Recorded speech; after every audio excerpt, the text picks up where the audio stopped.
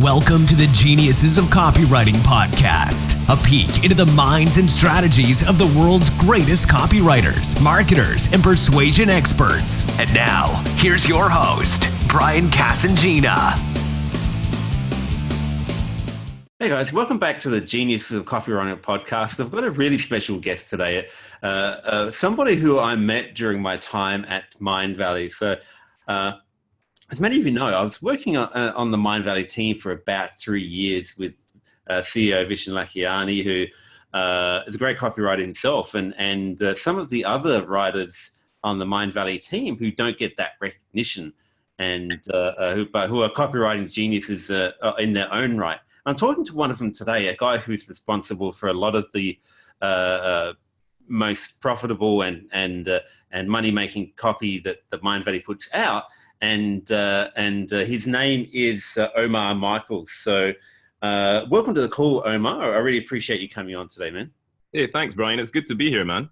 Yeah, good to hear from you. I think people will really be interested in the insight into how we do things at Mindvalley, because I worked there for 3 years, but I wasn't really talking a lot about this stuff back then, and I'm really interested to hear your take on how things are done at Mindvalley these days. Because to set the context as well, you were writing copy for Mindvalley for a long time before I came along. When did you start in the company? Wow, I think I started about 11 years ago. I was actually in the ad industry. I was in one of the big international ad agencies, and I got a call to an invite to go and interview at Mindvalley. And at the time, I was already frustrated with the ad industry just because of low pay, long hours. I was looking at my bosses, and I realized I don't want to be these guys years from now. Yeah. So then Mindvalley introduced me to the world of direct response copywriting, and at the time, it wasn't what it was now. It was a much smaller outfit. There was about maybe 14, 15 of us. And it felt much more like an internet marketing company compared to what it is today. Yeah, that's what I was going to say, because Mindvalley started out with that pure, straight, direct response, the old school stuff that's what they were built on. And it's hard for me as a person who was there for 3 years to imagine only 15 people on the team. There's 200 odd people there when I left, and probably more now. So it sounds like a completely different scene from even just a year or two ago when I left. Yeah, it is. And I think a big part of that is, at the core, Mindvalley is still an internet marketing company. We do events, we do films and stuff, but the core business is still launching online courses. Yeah. I think the big difference is that Mindvalley focuses so much on branding.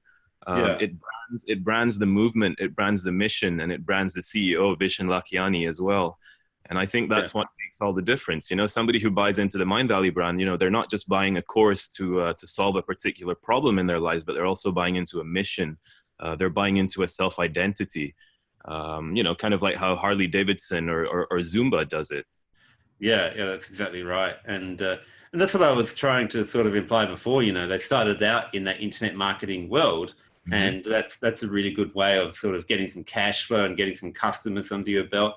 But now things have changed so much that the Mindvalley brand itself really has a strong appeal in the marketplace, and a lot of customers are buying something just because it's Mindvalley, as well as for the reasons why people buy internet marketing stuff. Definitely, yeah. We just got the second person, getting a tattoo of the Mindvalley logo on themselves. There's people who get married at Mindvalley events. It's pretty crazy, man. Yeah. Yeah. It's an amazing brand. It is, yeah. And as a copywriter, this makes it interesting as well, because firstly, you have to be very, very conscious of the brand whenever you're writing. Everything has to be brand aligned. And another thing is that a lot of the traditional expressions of persuasion, you don't get to use them in the same way anymore. For example, the value stack on a sales page, for example. Yeah. We find that we can't really do that anymore because we don't want to justify our prices so much. We don't want to itemize everything. We want it to be like the Bentley of personal growth, if that makes sense. And in Bentley or Mercedes-Benz, they wouldn't break down the price of everything in a car. They would just tell you, this is the price, this is what it is. Yeah. Yeah. So as a copywriter, that can be challenging sometimes. All the stuff that we would do with our clients on the side, we wouldn't really do at Mindvalley. You have to find more subtle ways of finessing these persuasion triggers into your marketing. Yeah, that's really interesting, because if you talk about premium brands like Bentley, like you say, that they give you the price of the car, and that they don't need to justify it in any way, and it attracts a certain type of person, the person who is not a price shopper. In the Bentley example, they're buying it because it's a Bentley. So the same with the Mindvalley brand. Yeah, that's right. And what's interesting about that is that when you get it right, when you get people really invested in your brand, you might find that you don't need those kind of triggers anymore. In fact, going the other way, the subtle way, might actually work better for you. For example, we did a launch, I think it was last year maybe, for this product called Superbrain. Yeah. And we split tested our old long sales letter formula with a new shorter one, which actually took out a lot of those traditional persuasion triggers. It was a lot shorter. It was a lot more visual. And what we found was that page actually converted 30% better than the long one. So yeah, in a way, it kind of violates what you think about the rules of copywriting. But my theory is that it's because of the brand alignment, because copy doesn't exist in a vacuum. When somebody is reading a Mindvalley sales page or watching a masterclass, a lot of them are also very aware of the Mindvalley brand. And if anything that is said within this marketing violates their perception of the brand, then that creates friction, and maybe that's why they're less likely to buy. Yeah. And it's an important point you make about the particular things that you say, because you can't even, use the wrong language when you're writing the copy, because if it doesn't resonate with the market, they're very sensitive to pick that kind of stuff up. Something that is out of line with the branding and the values of Mindvalley. That's right. And another thing we've started doing is we're working with people from big agencies. We're also working with the founders of Zumba to come up with brand language for Mindvalley, a brand filter. We're also working on brand books for each of our big brands within Mindvalley, the sub brands, like Lifebook and all that stuff, which is interesting because it reminds me of my advertising days. It's like going back to that in a way, but it's also combining it with direct response.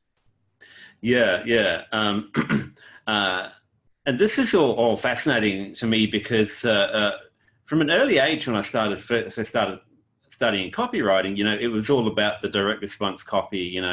Branding was almost like a swear word. You couldn't.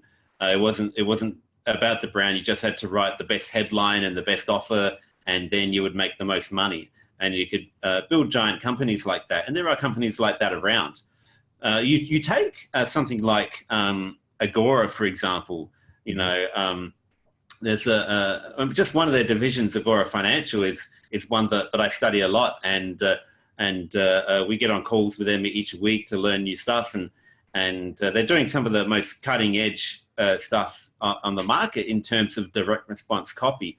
But they're pure direct response. I mean, nobody's going to buy a product because it's an Agora product that it wouldn't even occur to anybody to buy that. It's all about the direct response aspects, and it's all about the offer and all of that stuff. Whereas Mindvalley, has the brand is like 1,000 times more powerful than with their marketplace than Agora's. Yeah, that's true. Although it does create some frustration, I guess, as a copywriter, because sometimes, you know, I try to implement some of the stuff that I see happening elsewhere in the direct response world, you know, and I always find that, like I was saying earlier, I have to finesse it in such a way where it fits with the Mindvalley brand. And also just to get consistent results with the types of tests that we run is tough as well. For example, I was telling you about Superbrain and how that the short sales page outperformed the long one by about 30%. Yeah. But then we try to replicate that on other pages, and sometimes it works, sometimes it doesn't. So that's the big challenge right now. Just trying to nail down that formula. Yeah, yeah. Do you think that the results of split tests like that, you know, where you're testing a page design overall, do you think results are affected also by the expert at the center of the campaign? You know, like for those who aren't familiar, you know, Superbrain is with Jim Quick, and something like Lifebook is with John and Missy Butcher, and they're always the at the center of the campaign. They're the you know, we use the word guru, but that's basically what they are. They're the main draw of the campaign. Do you think it's affected by who that person is, or other reasons? I think it would be affected by who the person is, by a lot, actually, especially because, you know, like you were saying, that the master classes that we use to funnel people into our sales funnels are always about these people. It's about the gurus, and you know, the first thing you see when you end up on the masterclass landing page is their face. And as we turn these products into brands, that is actually something we want to test as well. You know, what if the brand was more customer facing, rather than focusing on the gurus? Yeah, because it's all about the customers in the end, and no matter whether you're working on branding or pure direct response copy, the crucial element of any offer or campaign is what's in it for the customer, for the potential customer, the prospect. So that's what people are interested in, no matter what business they're buying from, what's in it for them. So it makes a lot of sense to focus on that, I think. That's true. And, you know, not every guru is an interesting, magnetic type of person on camera. You know, some teachers, they create really good content, but then when you listen to them when you watch them on camera, and when you just listen to them speak, it doesn't have that same effect that, say, somebody like Vishen has. You know, Vishen is brilliant at this stuff. Yeah, for sure. Yeah, there's so many different elements that go into success of a campaign. But what I like about the whole Mindvalley ecosystem is, you know, Mindvalley brand itself has such power that it can overcome a lot of these issues. I mean, when you say that an offer may have not done as well in a split test, you know, it's still done pretty well because it's on Mindvalley.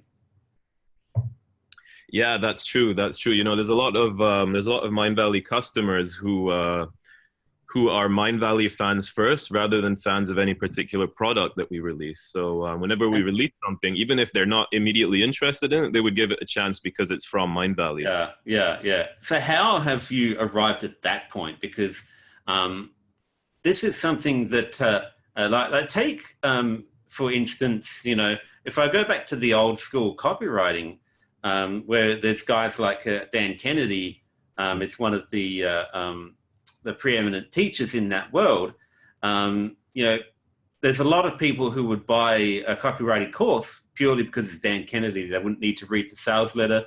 You know, they would go to all of his events, and they're the raving fans of that particular teacher. So I saw that in action from early on in my career, but I saw it, you know, 10x when I came to Mindvalley. So how have you gotten the brand to that point where there's such raving fans of the brand itself that can overcome a lot of sales resistance? Well, there's many elements to it, right? But my theory is that it's probably when we started doing events. Years ago, Vishen did this event called A-Fest. And A-Fest is a visual spectacle. You know, he rents yachts. He has bonfire parties by the beach. Yeah. Salsa dancers on stage. It's just a very vibrant, exciting experience. And so A-Fest is not something that a lot of people would attend. It's actually quite a high ticket event. But what happened from A-Fest is that we started recording videos of A-Fest. We started taking photos of it. And we started including that reality infusion into our sales pages and our videos. So suddenly from a rather boring looking sales page that just had pictures of an online course, we would show Mindvalley. We would start showing Mindvalley as a movement, like, look at this movement, look at all these people having this fun. This is all part of the Mindvalley experience. And that started snowballing into other events. Eventually people even started hosting their own Mindvalley affiliated events. And I would say a lot of it started from events, and also Vishen started finding his footing there. He started speaking on stage more, and he also started doing a lot more content videos, not necessarily promoting a specific product within Mindvalley, but sometimes it would just be to share something about what Mindvalley believes in. Like you might remember that stand-up video from a while back. Yeah, I do. Yeah, it was a video about standing up for people's rights, LGBT rights, refugee rights. And it wasn't promoting any particular product, but that really got people rallying behind the brand. Yeah, it's interesting. There was also the Milo thing as well, where Vishen took a stand against that as a healthy breakfast drink for kids in Malaysia. And there were big changes that came about in the marketplace for that. But that's also something that a lot of people were getting behind, having healthier foods for their kids. Yeah, that's right. And I think the key is that the issues that we choose to touch on are always issues that are very resonant with our target audience anyway. The type of people who would buy a Mindvalley product, the type of people who would be into meditation or goal setting or whatever it may be. They're very conscious about living a healthy and morally upright life. So these issues that we touch on really strike a chord with them. And that's part of any campaign success, right? Knowing who your customer is, knowing what they like, knowing what resonates with them. So, how much work have you guys put into that? Because I know there's customer avatars and everything in existence when I was writing copy. I think a lot of that had been done by you and other people before I ever came along. So how much work have you done has gone into really understanding the Mindvalley customer? Quite a bit, I would say. Like you said, we have customer avatars. We have the customer support team who are always locked in multiple intense conversations with customers, and we're always analyzing that data. Also, we also have the benefit of meeting a lot of Mindvalley customers at our events, at A-Fest, at Mindvalley Reunion, Mindvalley U. So all of that coming together gives us a very strong impression of the Mindvalley audience. And we know that it's not exactly your typical personal growth audience, because if you're talking about market sophistication, the average personal growth consumer is at level 1 or 2 is usually somebody who's very me focused. It's people who have an urgent problem that they need solving. Yeah. Whereas for Mindvalley, it's more about people who might not necessarily have a very urgent problem, but they want to live a better life, and they want to live a life of more contribution and connection. So that we found that those are the types of people that are attracted to us. Yeah, that's very interesting. And having met a lot of these people at some of the Mindvalley events that I've been to, that's definitely true. Mm-hmm. So what could an entrepreneur do if they want to emulate what Vishen has done with Mindvalley? I know that we've discussed that Vishen started Mindvalley years ago with direct response marketing, and has now moved into this more of a branding area. What are the basic things that somebody can take if they want to go beyond a regular direct response company and start something that people could really get behind? Well, if you can't afford to hire a private yacht and rent your private island and host some crazy parties, one thing that I think you could do is to stand for something.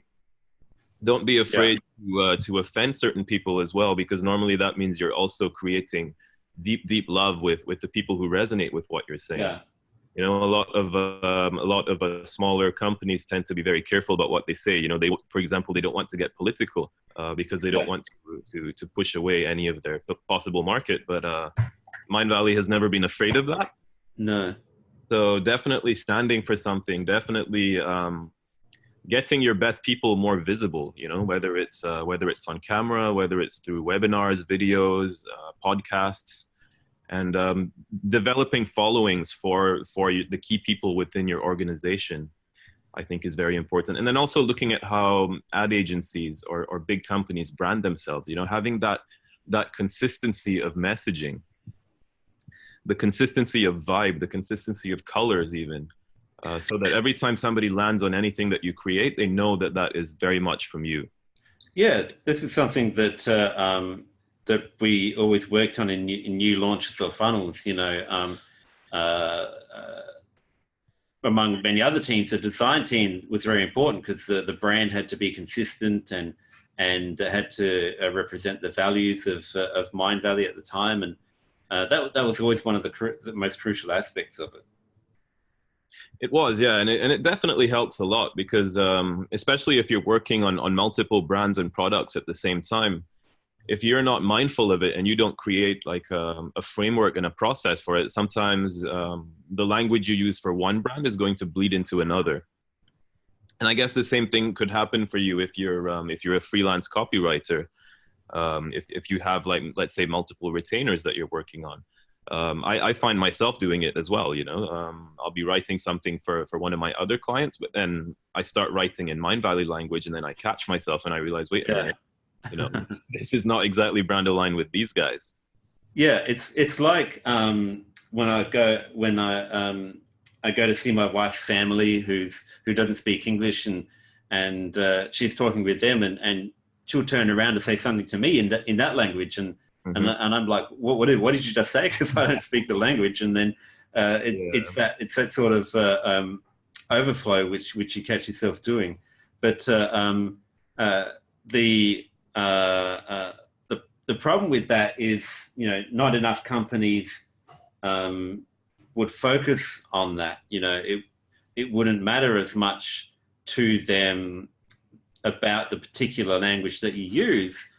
And that's a problem because if it doesn't resonate with their target market, then they see that friction, but but sometimes the company themselves don't see that friction, and they wonder why their sales aren't what they hope to be. Yeah, that's right, and it has a very like subtle long-term effect, I would say. Like if you send a promotion to somebody on your list and it sounds a certain way, and then you send another promotion and it sounds completely different, or it sounds the same when it should sound different, then that's difficult, I think, because it creates friction in people's minds. You know, they need to see a consistent identity coming from you, because that is also part of trust. Yeah, for sure. And if you're a copywriter, if you're a freelance copywriter, you come onto a new project with the client, you know, you need to, if you're going to change the angle of the copy that has been coming out, you need to do that gradually. One of the first things that I do, like, for example, when I was writing the Daily Edge for Ad Skills for about 6 months, you know, I made sure I was up to speed on the previous emails that had come out from there, so I knew exactly how they were written and what sort of tone of voice and language they were using, so that, you know, there wasn't that jarring when I took over the writing from Justin. So because I feel that audiences can really sense that sort of stuff, and it goes against the whole brand. Yeah, I know exactly what you mean. So when Mindvalley started out years ago, we sold different products. The vibe of the stuff we were selling was quite different. There was one product called quantum jumping. I don't know if you remember it. Yeah, I do. It's a product about using your mind to jump into alternate dimensions and meet alternate versions of yourselves and kind of learn skills from them and bring that back into your reality. It's pretty rad. And what we found was that even though that was one of our best-selling products years ago, we found that now it wouldn't really make sense to market it in the same way anymore, because it would violate a lot of what we're trying to do. Like, we're trying to work with schools and universities and get Mindvalley curriculums into these places. And imagine if the dean of a university was to check our products and he saw this thing called quantum jumping, it might kill our credibility a bit, Yeah, yeah. So what we found was that over the years, we had to kill certain products, or we had to completely change the way that we positioned them. So at one point when we were still selling quantum jumping, we would preface it with a video saying, you don't need to believe in parallel dimensions or any of that stuff. Yeah. This is simply just a visualization exercise. Yeah. But that product was eventually sunset along with a whole bunch of other ones. So, this is something that happened quite regularly during my time that should happen in other companies. Vision is very good at sunsetting different products that weren't aligned with Mindvalley's brand and didn't have the customer satisfaction ratings that he needed. So he was very particular about that, whereas too many companies try and sell the same stuff over and over just because they make a few bucks from it.